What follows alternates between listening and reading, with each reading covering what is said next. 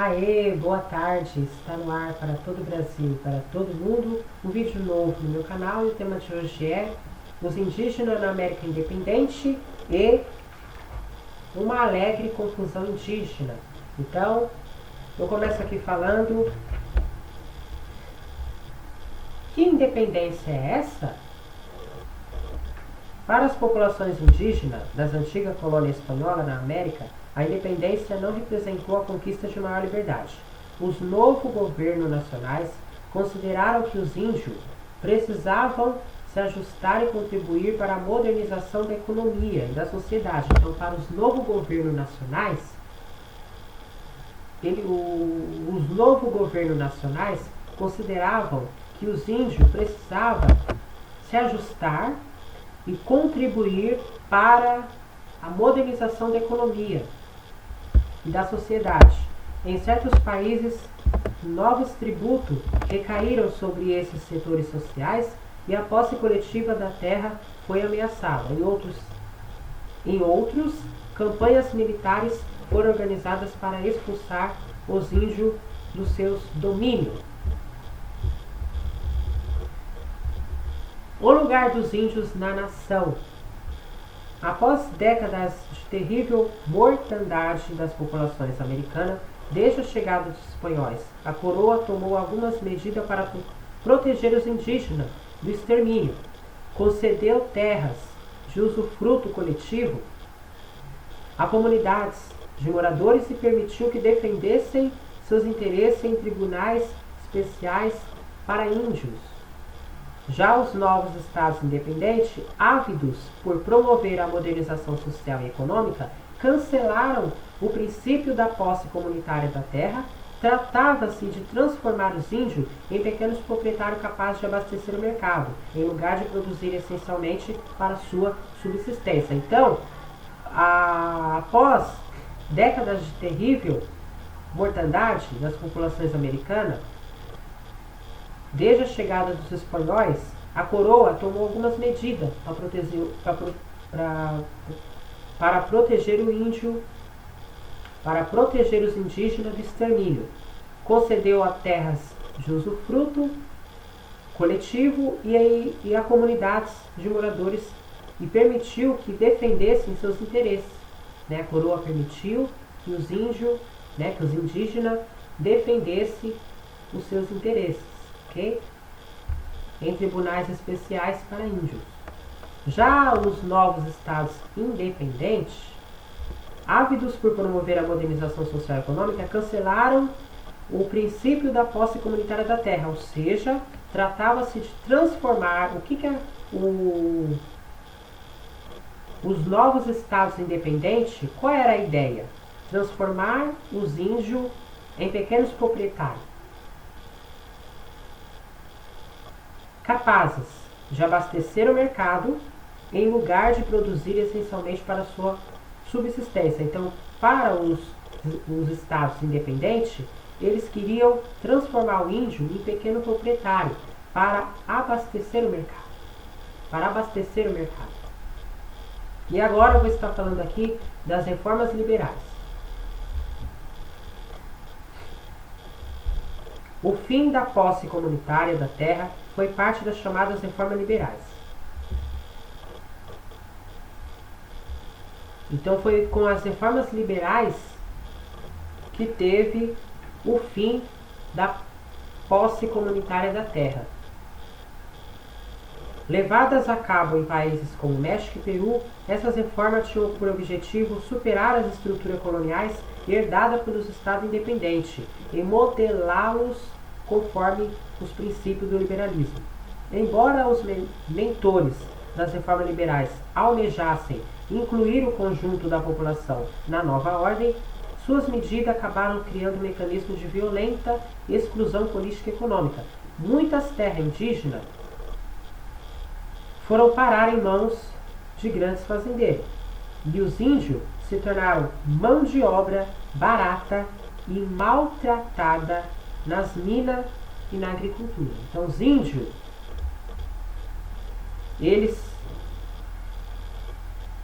as terras indígenas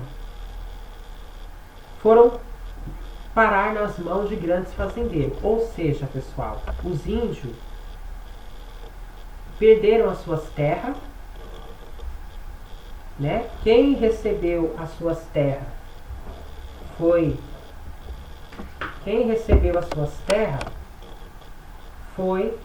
os fazendeiros, tá? E os índios se tornaram mão de obra barata dos fazendeiros e maltratado nas minas e na agricultura, tá, pessoal? Então eu vou mostrar para vocês a foto da mulher e criança de origem indígena participam da celebração do 24 aniversário da cidade de El Alto, na Bolívia, em 2009.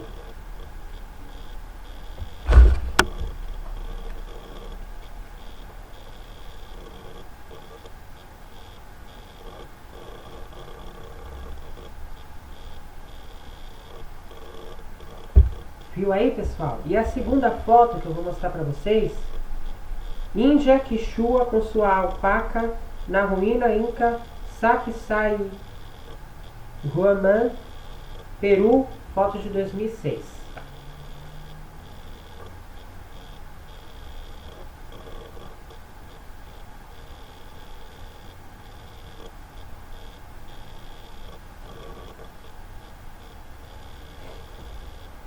Continuando,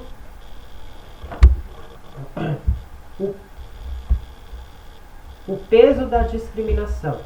Por outro lado, a independência libertou os povos indígenas do pagamento do tributo que pesava sobre eles na época colonial. Então, a independência, ela não representou a conquista de maior liberdade, tá? A independência, ela não representou a conquista de maior liberdade, mas a independência teve um outro objetivo. Ela serviu para outra coisa, que foi o quê? Libertar os povos indígenas do pagamento do tributo que pesava sobre eles na época colonial. Segundo o ideário liberal, os índios gozariam dos mesmos direitos que os demais cidadãos, e as diferenças legais, com base na etnia, seriam anuladas. Na prática, contudo, diferentes repúblicas com dificuldades financeiras restabeleceram o tributo indígena para socorrer os cofres públicos. Ao mesmo tempo, a cor da pele continuou sendo um fator de discriminação social, que colocava o índio em posição de inferioridade em relação ao branco, por causa da cor, né? Eu vou mostrar para vocês a foto do detalhe do moral História do México, desde a conquista até 1930, de Diego Rivera, 1935. Observe como o artista representou o papel dos indígenas na composição social do México independente.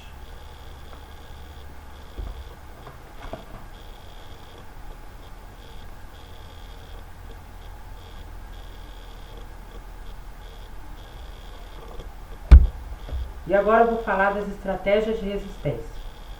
Os indígenas de diferentes estados hispano-americanos não assistiram passivamente à violação de seus direitos. O século XIX foi repleto de revoltas armadas camponesas que reivindicavam a recuperação de terras tomadas, denunciavam o desvio do curso de rios por fazendeiros ou pressionavam pela abolição do tributo.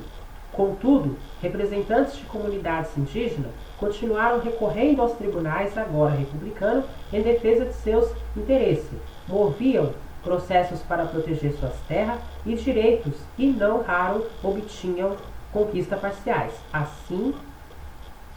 Ainda assim, as tensões sociais envolvendo o acesso à terra se agravaram ao longo do século XIX. No México, os princípios do século XX, uma grande revolução eclodiria, fazendo novamente ecoar a luta pela posse comunitária da terra.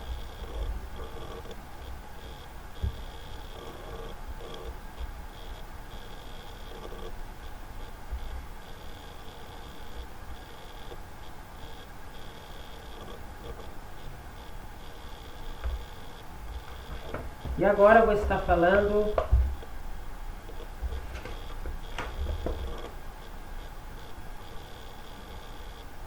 modernização e genocídio indígena. Nem todas as populações indígenas americanas apresentavam uma tradição agrícola. Nas regiões do Chile e da Argentina, por exemplo, havia grupos indígenas caçadores e nômades que no século XIX passaram a se dedicar crescentemente à criação de gado e ovelha. Nesse período, índios araucanos vindos do Chile atravessaram os Andes e ajudaram a formar grandes confederações indígenas no sul do território argentino, entre elas a Confederação de Salinas Grandes e a Confederação dos Ranqueles. As confederações eram governadas por caciques principais, que comandavam ataques às cidades e fazendas crioulas, com o fim de saquear gado e sequestrar mulheres e crianças brancas. Esses ataques eram chamados de malones. As autoridades crioulas tinham sérias dificuldades para contê-lo, pois os índios galopavam em cavalos velozes nos campos abertos. Os índios galopavam.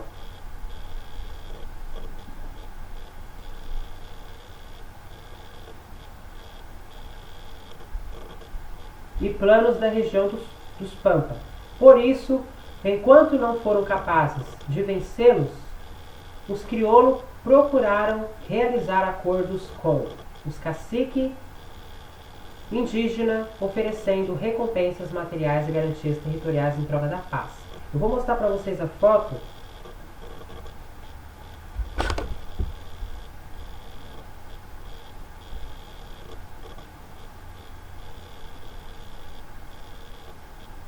Ilustração da História do Chile, de Cláudio Gay, retratando índios araucanos do século XIX.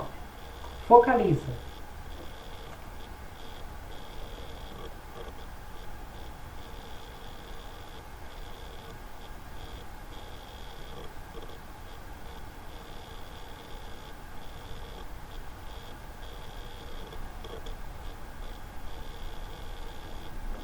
Viu aí, pessoal, a foto? Da parte dos índios, além do interesse em obter gado para comercializar os caciques, estavam empenhados em defender suas terras dos planos de expansão da fronteira agrícola alimentados pelo Estado argentino. Resistiram por muito tempo, mas a partir da década de 1870, quando as tropas federais retornaram vitoriosas da Guerra do Paraguai, que vai de 1864 a 1870, o cerco aos índios se fechou. Eu vou mostrar para vocês a foto da gravura de Pouget sobre desenho de Castelli, de 1879, representando índios da região do Chaco, Argentina.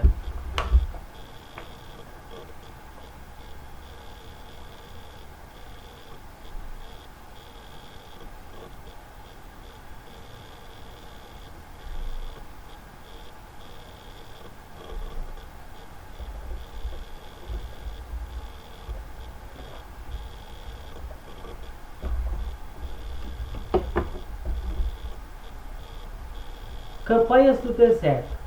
O exército argentino trouxe das batalhas da Guerra do Paraguai novas tecnologias em armamentos com destaque para os canhões, além da velocidade da informação garantida pelo uso do telégrafo, inovações que os indígenas não conseguiram neutralizar. O ano de 1872 pode ser considerado o da inversão da luta, até então dominada pela ofensiva indígena. As campanhas conduzidas pelo exército demonstraram a estratégia de extermínio dos indígenas, suprimindo suas terras, sufocando sua atuação política e eliminando suas lideranças. Em abril de 1879, Com as confederações indígenas arrasadas e os principais caciques presos, as chamadas campanhas do deserto começaram oficialmente. A meta era ocupar efetivamente as zonas pecuarista ao sul e a leste de Buenos Aires, transpondo a fronteira indígena para além do Rio Negro. Em apenas um mês foram mortos aproximadamente 15 mil indígenas. E em número equivalente foi feito prisioneiro ações que eliminaram a presença indígena nos Pampa e nos Andes argentinos. Então, gente, foi o exército argentino que trouxe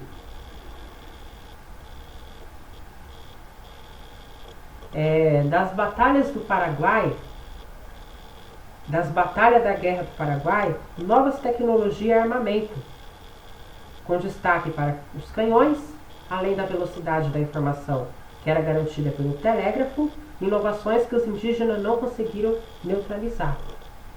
E aí, no ano de 1872, pode ser considerado o da inversão da luta, até então dominado pela ofensiva indígena.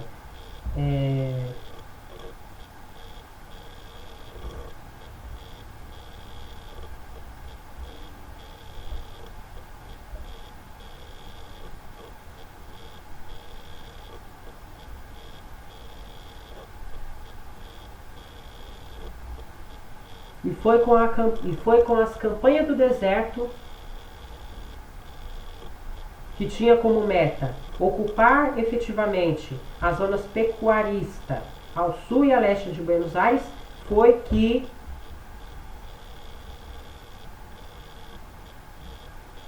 em apenas um mês foram mortos aproximadamente 15 mil indígenas. Eu vou falar aqui do triunfo da civilização.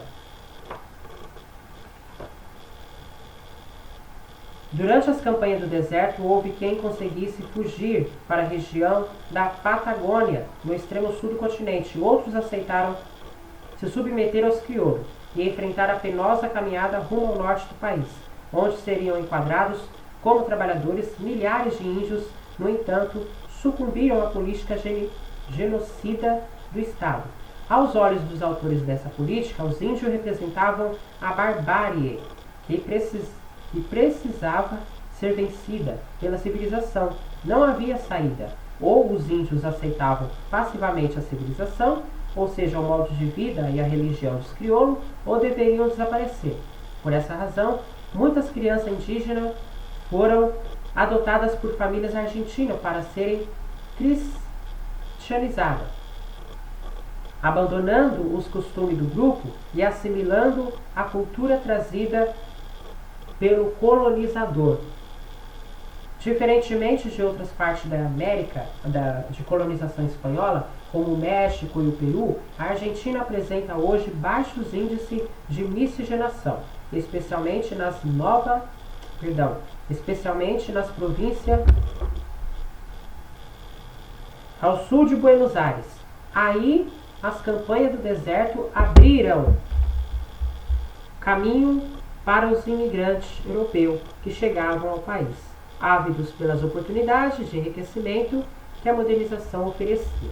E eu quero falar aqui também do relatório militar de novembro de 1877. O pânico que se produziu nas massas selvagens foi completo ao lançar sobre o povoado os valentes esquadrões que, com seus retumbantes escudos e bem afiadas espadas, causaram efeito aterrador nos filhos dos Pampa. Todos aqueles que tentaram a sorte das armas logo encontraram a morte. A coluna permaneceu 24 horas no campo de combate e mais teria ficado se tivesse encontrado uma forma de alimentar a massa informe de criaturas famintas. Espetáculo capaz de comover o coração mais forte. Eu vou mostrar para vocês a foto dos índios argentinos da Patagônia de 1850. Gravura de autor desconhecido. Focalize.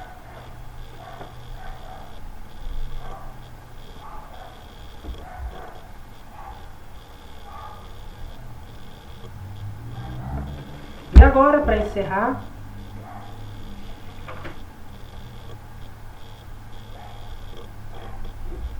eu vou falar aqui uma alegre confusão indígena.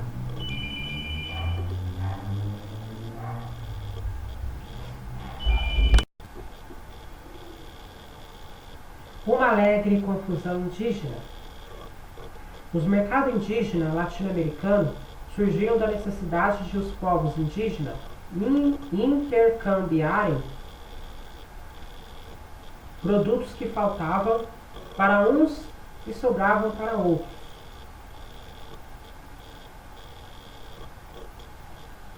Então, os mercados indígenas latino-americanos surgiram da necessidade dos povos indígenas intercambiarem os produtos que faltavam para uns e sobrava para outros.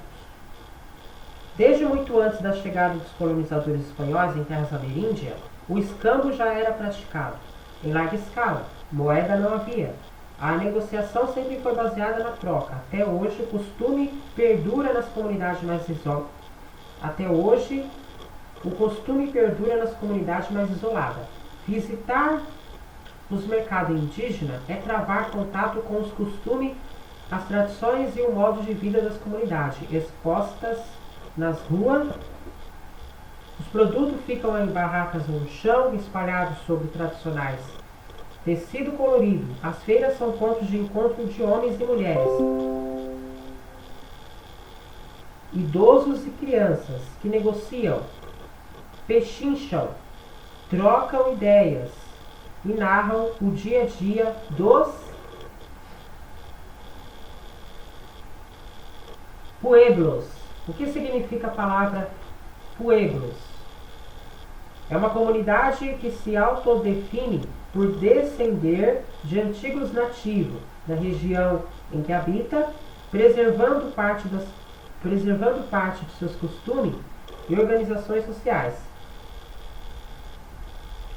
Eles vestem suas melhores roupas, acordam com os primeiros galos e começam o dia mais importante da semana, em que vão tentar garantir a renda familiar, a comida dos filhos, o sustento da casa. Formigueiros de gente. Nos mercados as vozes se confundem, os aromas se misturam, as cores gritam aos olhos. Não é raro ver turista surpreso com a grande quantidade de mercadoria exposta a preços por vezes inacreditavelmente baixos, dada a qualidade dos materiais empregados. O esmero na confecção de peças de roupa de lã de vicuna, a mais cara, alpaca e lama,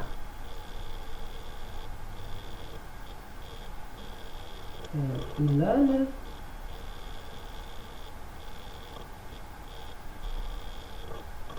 perdão, se eu não me engano é lama, a mais popular.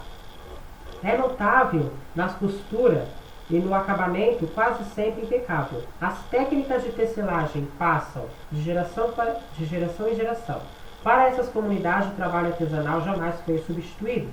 Por necessidade e tradição, esses povoados isolados conseguiram a façanha de manter-se incólumes. O que significa a palavra incólumes?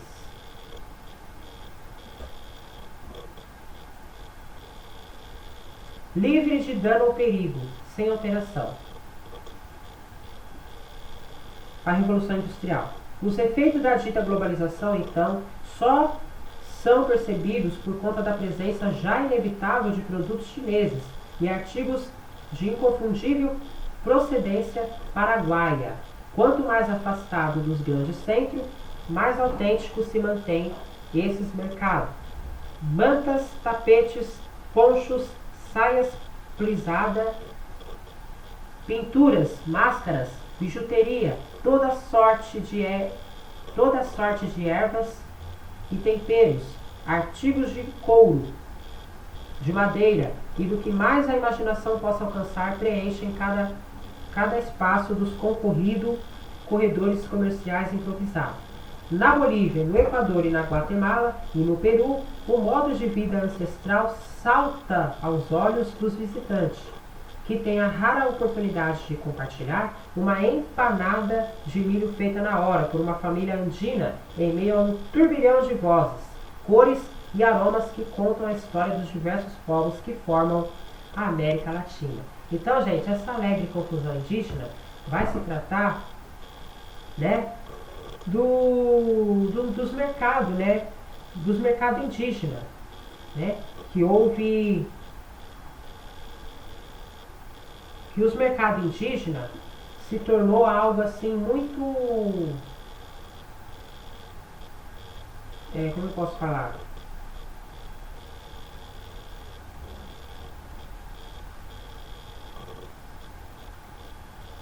Eles vendiam suas mercadorias a preços baixos. Os turistas, quando chegavam aqui, via as mercadorias em grande quantidade, né? Os turistas ficavam surpresos quando chegavam aqui, porque eles viam grande quantidade de mercadoria exposta a preços por vezes baixos, dada a qualidade dos materiais empregados. Então, essa alegre confusão indígena vai se tratar do mercado dos indígenas, que surgiu com a necessidade que os indígenas teve de intercambiarem produtos que faltavam para uns e sobravam para outros, tá? Então essa alegre confusão indígena vai se tratar do mercado indígena e daquilo que eles vendiam, do seu comércio e tudo mais, ok?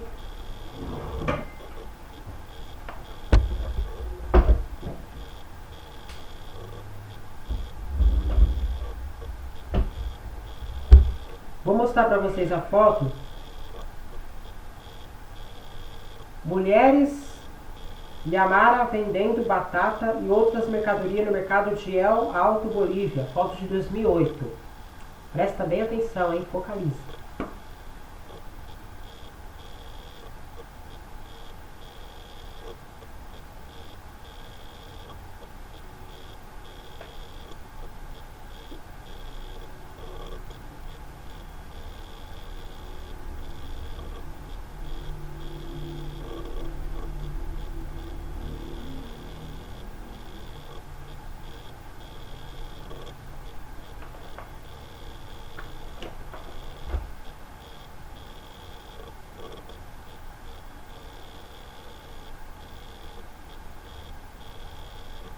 Vou mostrar também a foto para vocês do mercado de artesanato do povoado de Chinchero,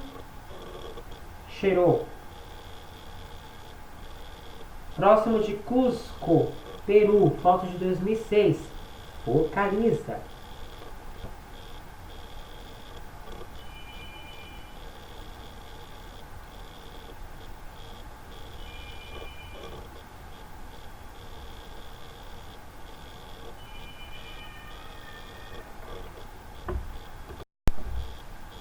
E por hoje é só. Muito obrigado pela sua companhia. Se você não é inscrito no canal, se inscreve no canal, ativa o sininho para receber todas as notificações. Já deixa o seu like se gostou e até a próxima. Tchau. Tchauzinho.